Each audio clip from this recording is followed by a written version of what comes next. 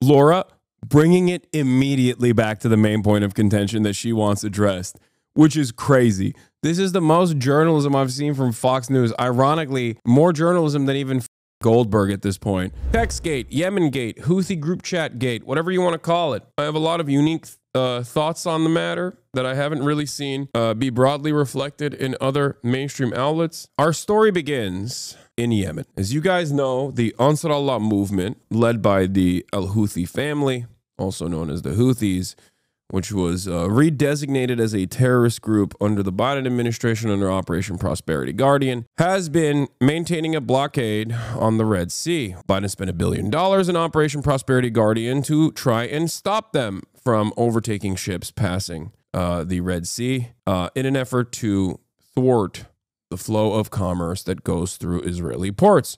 They actually saw a lot of success in this process. The people that, on the other hand, saw a lot of failure in this process was the American government. The American government spent $1 billion and did not end up stopping the Houthis from being able to overtake ships and make it virtually impossible and far too dangerous to allow commerce to flow through the Red Sea. America, being the most powerful nation on the planet, has the capacity to rein in its attack dog Israel in the region and say, hey man, enough, you've done enough genocide, we got to dial this back. But instead, they're attacking all of the people that are trying to stop Israel from doing a genocide, because we are objectively the bad guys. But of course, Trump being Trump and having an administration filled to the brim with some of the most incompetent drunkards and rape has had an incredibly Trumpian moment here. Mike Waltz, the National Security Advisor, sets up a group chat on Signal. It's a commercial application that anyone can use. Very strange. Normally, classified information should be documented and kept to secret back channels of communication. You should never use an application that can use the phone numbers in your personal contacts list on your personal phone to make matters of state security, to communicate with people on matters of classified information and war.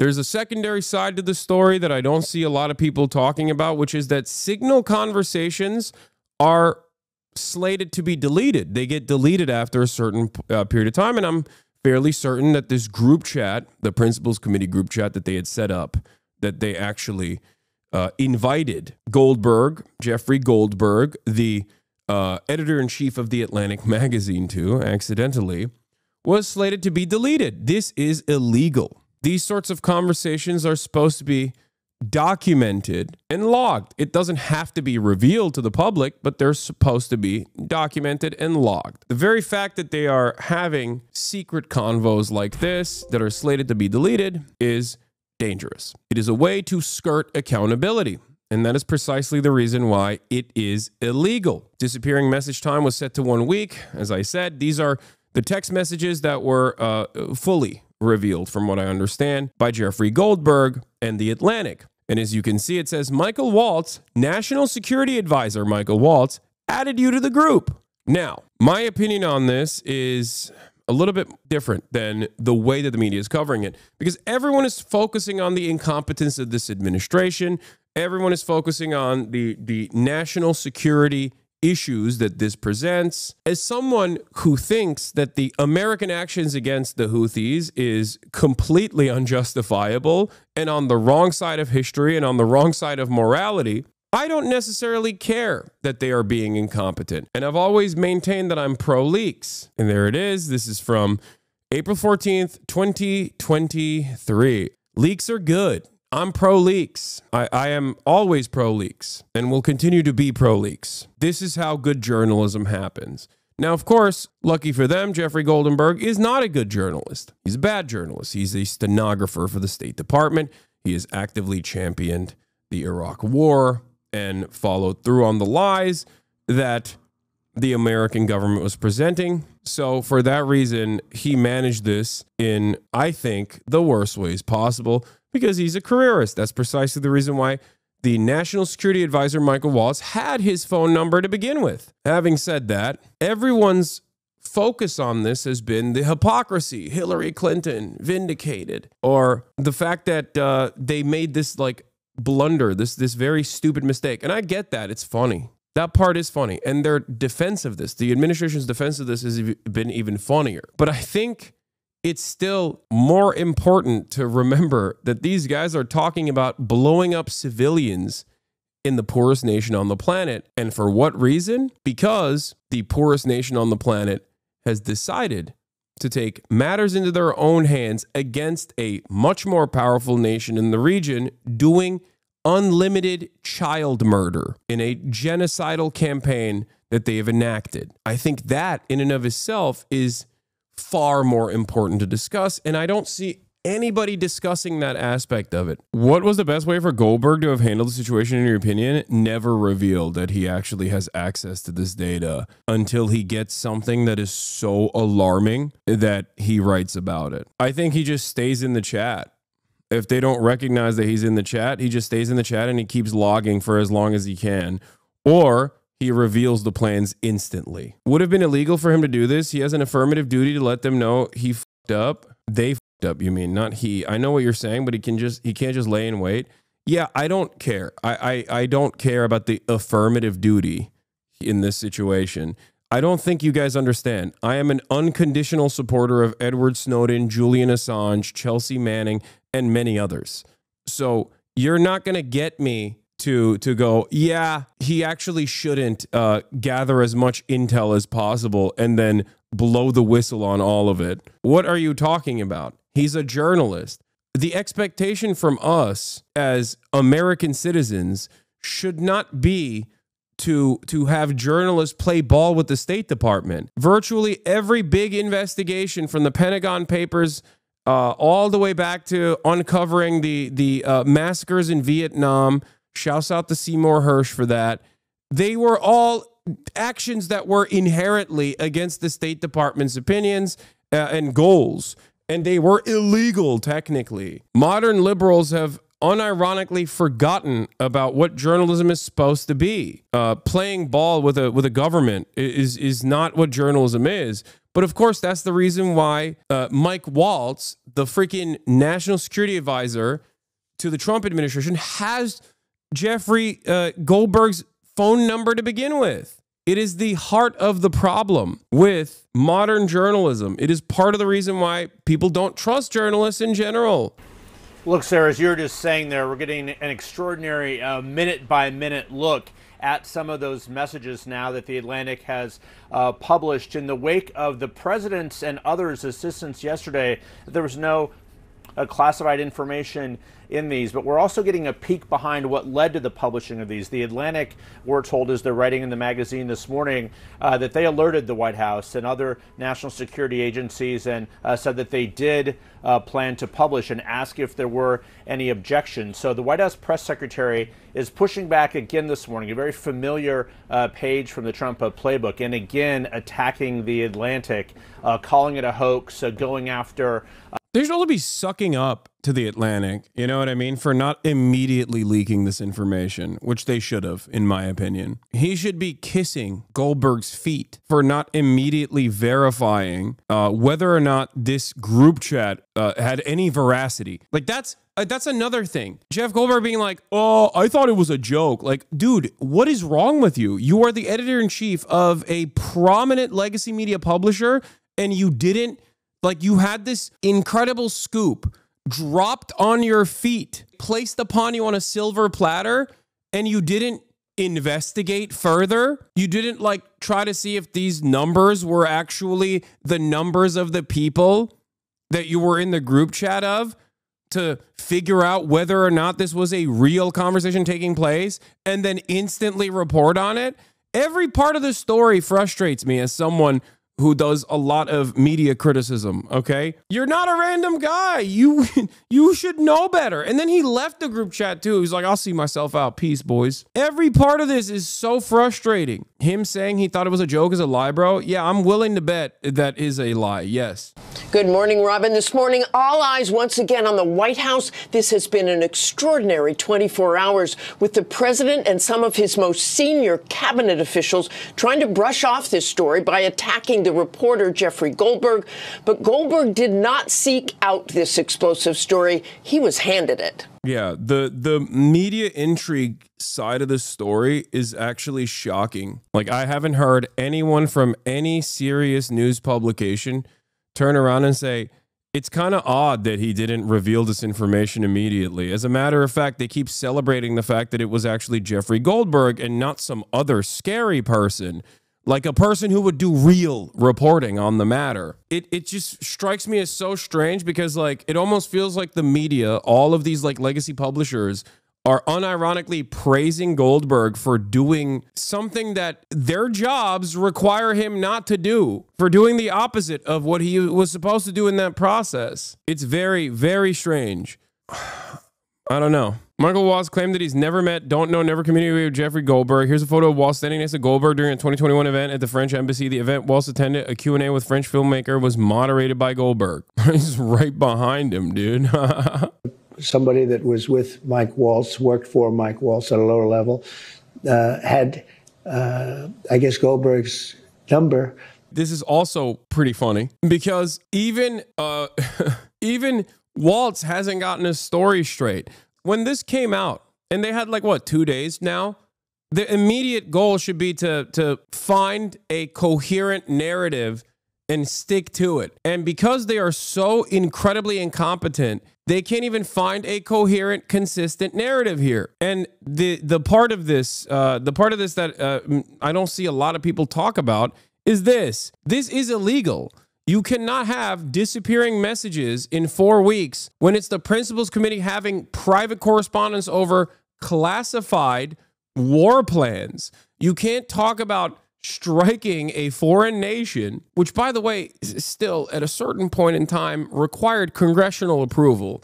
Okay, we are so far past that point. I'm not even going to get into it because they're declared a terrorist organization, so you can do whatever you want, and there's no congressional approval necessary. But like at a certain point in time, this would be the main conversation. They'd be like, what do you mean you're using American military without congressional approval to strike foreign countries? That seems insane. That seems illegal because it was, and it still should be. But we're not even having that conversation. And also, they're not even having this conversation.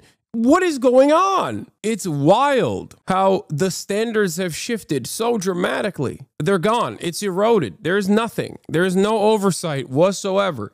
You got a bunch of dudes in a group chat with their personal phones with disappearing messages going, yeah, we should strike this place next. Yeah, hell yeah. I didn't even look to see who else was in this group chat. I'm sure it's fine. It's copacetic. Let's go. Here. And you mentioned emails a lot, but Michael, what are other records? Do Signal chats count as records?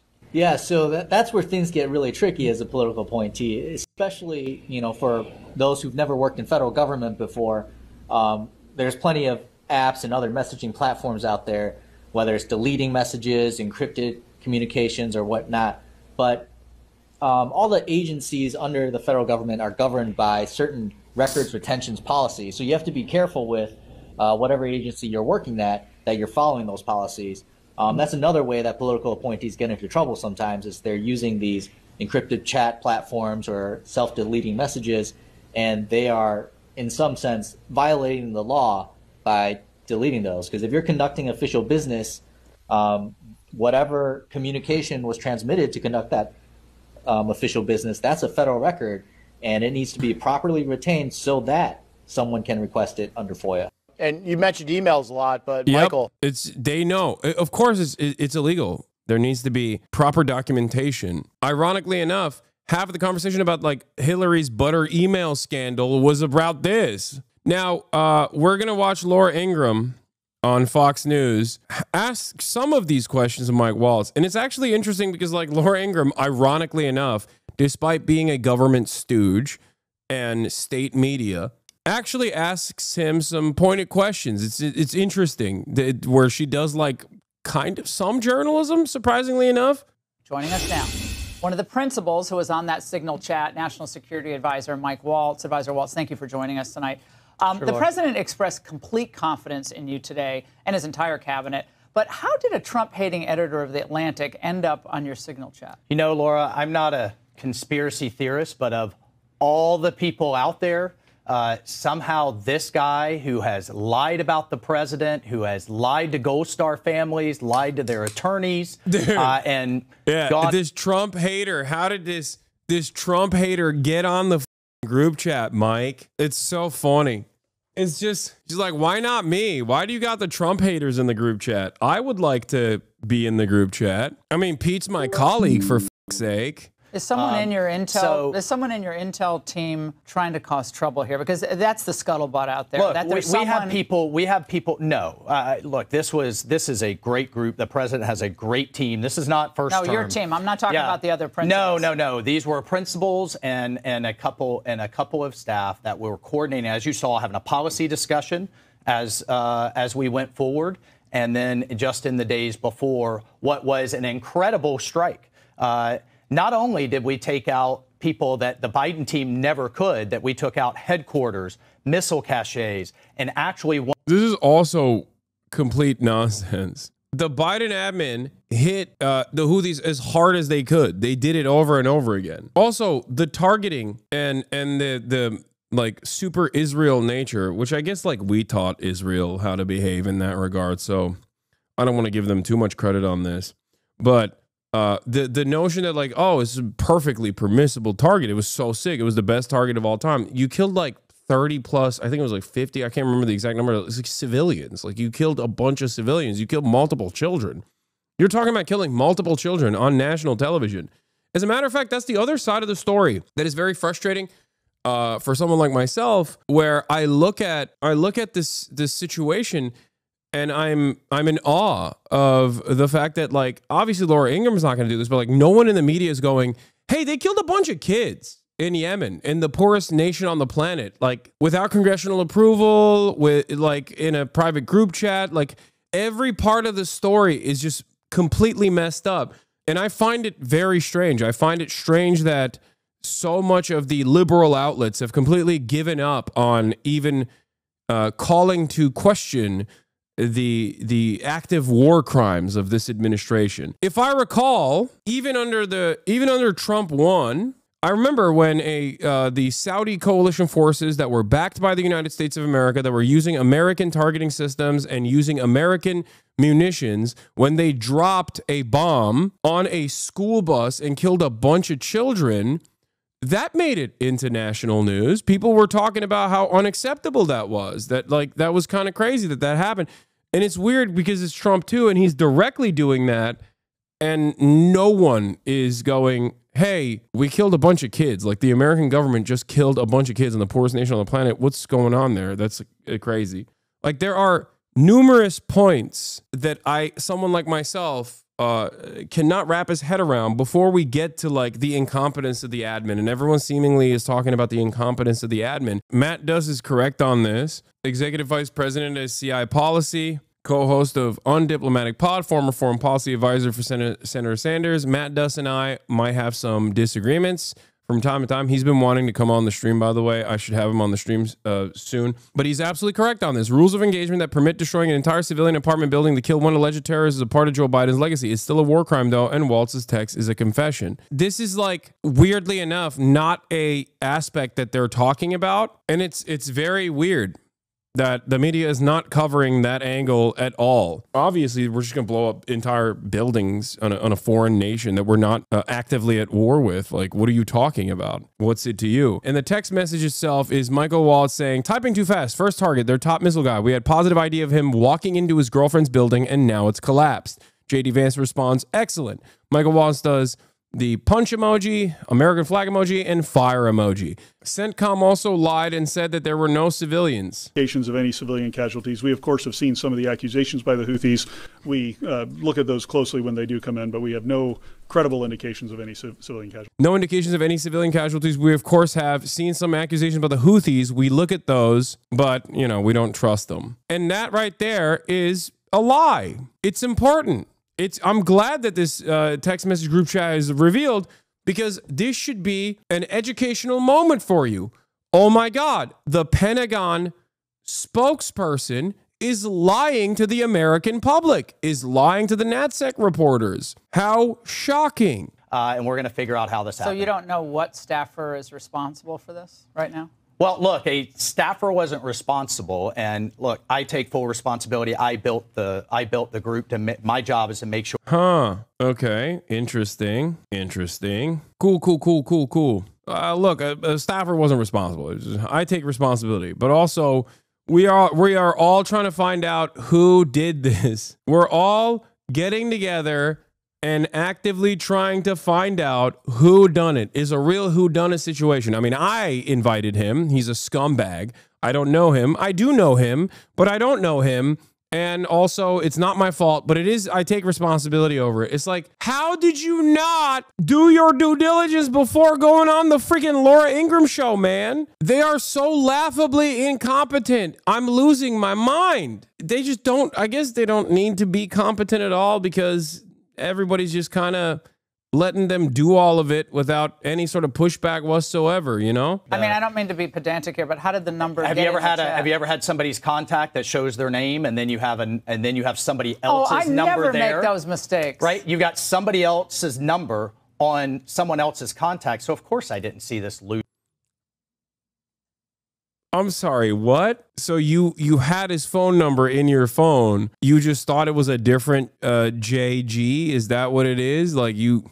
Come on, Laura. Who amongst us hasn't like put in the wrong contact information for a different person? Sure, that's fine. But that means that you still had Goldberg's phone number. User in the group. It looked like someone else. Now, whether he did it deliberately or it happened. He did it deliberately. Goldberg did it deliberately. Like he got someone else with a similar enough name that's supposed to be a part of the principal committee group chat to give you his number instead. Because you added him. You added him into the group chat. And some other technical mean is something we're trying to figure out. So you're a staff. Yeah. Jeffrey Goldberg. Let's look at his age real quick. Jeffrey Goldberg, okay, editor-in-chief of The Atlantic, age 59 years old, was able to demonstrate technical prowess and was able to hack into this group chat. He knew it was going to happen, and he actually hacked into the Signal group chat and somehow got you to put his phone number in the group chat. That's cool. Yeah, for sure. I believe that. It must have been Hamas, actually, that did it. Did not put his contact information. No, but how did it end up in your phone? Well, that's what we're trying to figure out. Yeah, even Laura's like, that seems stupid. I'm sorry. If I don't ask a follow-up question here, everyone's going to make fun of me. This is not the Sean Hannity suck job hour, okay? This is the Laura Ingraham show, bitch. Get your ass out of here. I'm gonna ask a question, a follow-up question to what you just said, because what you just said is insane. So you're a staffer didn't... Like, even she's like, what? I'm sorry. So you're not even... Like, this is her literally being like, just say it's a staffer, you idiot. Okay, say it's a staffer. Blame a staffer. What's wrong with you? She's like, so it's not a staffer? So you're saying that you put his phone number? What's not put his contact information? No, but how did it end up in your phone? Well, that's what we're trying to figure out. Okay, but that's a pretty big problem. That's what we've got the best technical minds, right? That's disturbing. And that's where, I mean, I'm sure everybody out there has had a contact where it was said one person and then a different phone number. But you've never talked to him before, so how's the number on your phone? I mean, I'm not an expert in any of this, but it's just curious. How's the number on your phone? Yeah, how did that happen? I mean, dude. Mickey, Michael, what are you doing? I mean, this is the Onion meme of like, why do all these gay guys keep sucking my penis? Like, what do you mean? We're all trying to find out who did this. Who's the guy who did this? I mean, it was me, but like, I'm trying to figure out how, I'm trying to figure out how this kept happening. It's just weird. I don't know. Well, if you have somebody else's contact and then somehow it gets someone sucked sent in, you that it gets contact. sucked in. Was there someone else supposed to be on the chat? Real technical term from National Security Advisor Mike Waltz. It just gets sucked in. Wait, I'm sorry, what? But it's just curious. How's the number on your phone? Well, if you have somebody else's contact and then somehow it gets sucked in, it gets sucked in. A child with a bad grade from a quiz puts more forethought into lying to their parents than Mike Waltz is doing right now. I like that because they don't have a coherent narrative on this issue, by the way. Like, they didn't even bring in the troops together and be like, this is what we're going with. Instead of doing that, they're just all saying whatever first comes to mind. Their cover story is going to be, oh, a staffer accidentally put this person's phone number on my phone, and then they accidentally added this person thinking it was someone else. That's most likely going to be the narrative. But if I could come up with that right now on the spot, like, how did you not figure that out ahead of time? Like, actually, like, why didn't you just say, yeah, say it's a DEI staffer. Chatters who come in here, say some dumb shit, get banned, have better apology forms, okay? When they're like, I was drunk and my cat was also drunk and the cat ran over the keyboard. That's like a better narrative than what Mickey Waltz is coming up with here. What the And now we're seeing some real success in taking down their air defenses, opening the sea lanes, taking out their leadership. We don't want to talk about that. We want to talk about this. Now, the Atlantic told us in part that attempts to disparage... By the way, Laura bringing it immediately back to the main point of contention that she wants addressed, which is crazy. This is the most journalism I've seen from Fox News. Ironically, more journalism than even Goldberg at this point. Like, she's like, nah, okay, well, here's the Atlantic. Here's what the Atlantic said. Well, I don't care about the shipping lanes. Okay. How did this happen? Now, of course, that moment of journalism is going to be short-lived. You'll see in a second. Discredit us and our reporting, follow an obvious playbook by elected officials and others in power who are hostile to journalists and First Amendment rights of all Americans. They're saying, don't blame the messenger. Your response to them? Lied about Russia, lied about Gold Star. Lied about Russia, lied about Gold Star veterans. He hates the president. Fake news. That's it, though.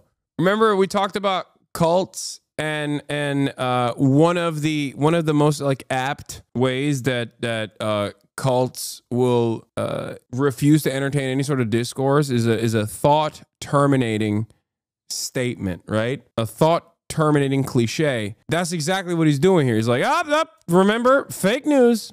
Okay, got it. Biden, fake news. Atlantic sucks, fake news. And then everybody goes, hell yeah, he's right. I forgot about what the point of contention was to begin with. Family. The DNI was very adamant today and very clear that there was no classified information in this. Yeah, interesting. Well, you know, since they leaked the information now, since after the DNI gave the go-ahead, we can potentially figure that out for ourselves, don't you think? Including, I mean, even the fact that, one, they're having this over Signal is completely unacceptable, considering that these messages are disappearing, also illegal. And then they talk about, like, who they want to appoint, point of contacts. That also could be considered classified. Also, no one is going, hey, why is the JG name not saying who their best point of contact is? But that's besides the point. You know, using your personal phones for this is also obviously illegal as well. VP, Pete Hegseth says, I understand your concerns and fully support you raising with POTUS. Important considerations, most of which are tough to know how they play out. Economy, Ukraine peace, Gaza, etc. I think messaging is going to be tough no matter what. Nobody knows who the Houthis are, which is why we would need to stay focused on, one, Biden failed, two, Iran funded. Americans don't have enough appetite to blow up these random people that they don't know who the they are. So we just need to keep saying, oh, it's our major enemy, Iran. And we should also talk about how this is Biden's fault somehow. Waiting a few weeks or months does not fundamentally change the calculus. Two immediate risks on the waiting. One, this leaks and we look indecisive. Well, the drunk guy knew. Why would the reporter actually report this now, though? Why not earlier or why not later? Because the reporter is not a real reporter at all. Because if he was a real reporter, at some point, once they start talking about like what targets they're going to strike, he should have revealed this information. Or he should have shut the fuck up and kept logging as much info as possible from this group chat until the group chat became dormant. European navies do not have the capability to defend against the types of sophisticated anti-ship cruise missile and drones the Houthis are now using. So whether it's now or several weeks from now, damn, they are glazing the Houthis, by the way. I just want to say, glaze sesh. poorest nation on the planet, by the way, poorest nation on the planet. Pete Hegseth, here comes more actually classified, detailed information that I don't think is meant for the public eye in this private group chat on Signal where people are using their personal private phones, which will be deleted. Team update. Time now. 11:44 Eastern. Weather is favorable. Just confirmed with CENTCOM we are a go for mission launch. 12:15 Eastern. F-18's launch first strike package. 13:45. Trigger-based F-18 first strike window starts. Target terrorist is at his known location, so should be on time. Also strike drone launches. MQ-9s. Now, if you know something about the Houthis, they love peppering those MQ-9s. They've taken out numerous of them, but the American government is still using them in operation on the bombing campaigns in Sana'a and numerous other parts of Yemen. More F-18s launched, second strike package. Strike drones on target. This is when the first bombs will definitely drop, pending earlier trigger-based targets. F-18 second strike starts. Also, first sea-based Tomahawks launched. JD Vance, I will say a prayer for victory. 2 people respond with prayer emojis. Michael Waltz set the disappearing message time to 4 weeks. He says, VP, building collapse, had multiple positive ID. Pete, Carilla, the IC, amazing job. JD Vance goes, what? Michael Wall says, typing too fast. The first target, their top missile guy. We had positive ID of him walking into his girlfriend's building, and it's now collapsed. Excellent. This is an admission of a war crime. They did a targeted strike on a civilian building where they knew full well that there were other civilians in the building to eliminate what they considered to be a high-profile, high-value target without any congressional approval whatsoever, without any sort of accountability whatsoever, while using millions of taxpayer-funded dollars. I need you to understand that these are real questions that people should be asking, and yet no one is asking these questions in mainstream news. What the is going on? This is yet another indication that we have devolved as a society. This is over. There are no more interest in checks and balances whatsoever. Also, thanks, Obama, for really, showing the way of how to do this, not just in Yemen, but in general. Like, the reason why people don't even ask this question any longer is because liberals have also done exactly this and greatly lowered the restrictions. And then this is the details of who were on the Houthi PC small group. Here's how Jesse Waters chose to defend this, by the way. We've all texted the wrong person before. Incredible stuff. It's kind of cool for regular people just to see, okay, how do these decisions get made with the president and the... Yeah, now we've moved on to it's actually good that these text messages leaked. Obviously Miller is representing the president, but I actually thought it was really refreshing to see how you all seem to have mutual respect. No one's like blowing off another person's opinion. And none of us know anything about how decisions were made in the Biden administration. Nothing. Yeah. Well, or if he was even there. Yeah, the Biden administration never invited a journalist into a private Signal app conversation about striking targets. And of course, if they had done such a thing, we would have a very different approach here at Fox News on that issue. That's awesome.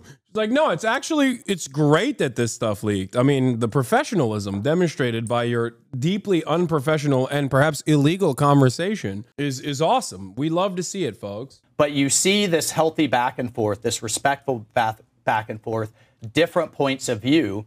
But at the end of the day, dog, Trump is not deciding. Like, he wasn't in the group chat. Like, what do you mean? Like, it's the group chat right here openly shows that Trump is also not in the driver's seat of this stuff either. The logs show JD Vance being like, hey, this decision actually goes against the president's agenda. Someone should let him know. Like, what are you talking about? Mike Waltz of Signal Chat fame forgot to lock down his Venmo and is full of journalists. Oh my God. Oh my God. Mickey, how are you like this? God, I love this admin. They're so stupid. Oh, it's so awesome. Oh, we're back. We're freaking back. Trump is going to kill him. Trump is going to assassinate him. Trump's going to be like, well, says here you gave money to a journalist who called me a poopy face. Well, that's right. What is going on? What's happening? You will never get me to criticize this administration for being the most incompetent, because every time they do this, it is yet another I told you so moment. People will literally be like, oh, the intricate relationship between access journalists within the DC blob and NatSec reporters versus members of authority within the national security apparatus is a real thing. You sound a lot like the Alex Jones of the left here. And then they just literally will get drunk and be like, yeah, I texted every one of my contacts my penis. And all of a sudden, in the most laughable way, we find out that, oh yeah, it is true. That is a real thing. It's awesome. It's great. I love it. More of this, please. Less of the bombing, more of this. Their incompetence basically shreds the veneer of civility and clandestine operations that are being done for good reasons, supposedly. Like, all of that is gone. You just know exactly what is happening. What you see is what you get. Just like when Donald Trump was yelling at Zelensky, being like, you don't hold the cards, I hold the cards, shut the fuck up. Like, that is a moment of brutal honesty. Should that be happening in broad daylight right before a potential ceasefire negotiation? No, I understand why it shouldn't. It's brutal, but it's honest. But amidst the broadcasters, producers, and talking heads, one name stands out from the crowd. Judith Miller, who was summarily fired from the New York Times after it was revealed that her reporting on the Iraq War was categorically false. Which, by the way, you know who else did that but never got fired? Editor-in-chief of The Atlantic, Jeffrey Goldberg. Oh, it's Big Booty Judy! Rearing her ugly head. Woo! Only in this community do people get excited at war criminal press, access journalist, propagandist for the war on terror, Judith Miller drop in a prospect.org article. I need context, King. Context is being delivered on the article. It says, who was summarily fired from the New York Times after it was revealed that her reporting on the Iraq War was categorically false and obtained almost verbatim from Vice President Dick Cheney. Judith Miller is an example of how the New York Times played a significant role in manufacturing consent for the illegal, unjustifiable occupation of Iraq that killed 1 million plus Iraqi people. That was all war crimes galore, complete total terror. And she, as a stenographer or maybe even a CIA agent, literally played a formative role in justifying these atrocities and creating reasonable ground for why the Iraq War must happen. How did she do this? By directly getting her notes from Vice President Dick Cheney. Published below is the full list of names for the public to review and reach their own conclusions from. Familiar names include Susan Wiles, Bernard Kerik, Kirstjen Nielsen, and Morgan Ortagus. Given that Waltz's settings were turned to public, any foreign adversary in the know already has this information. Average Americans with better things to do than sniff around Venmo don't, until now. There it is. Leak after leak after leak. I didn't even know that Vox did a video on me. Did I interview Vox? I don't remember.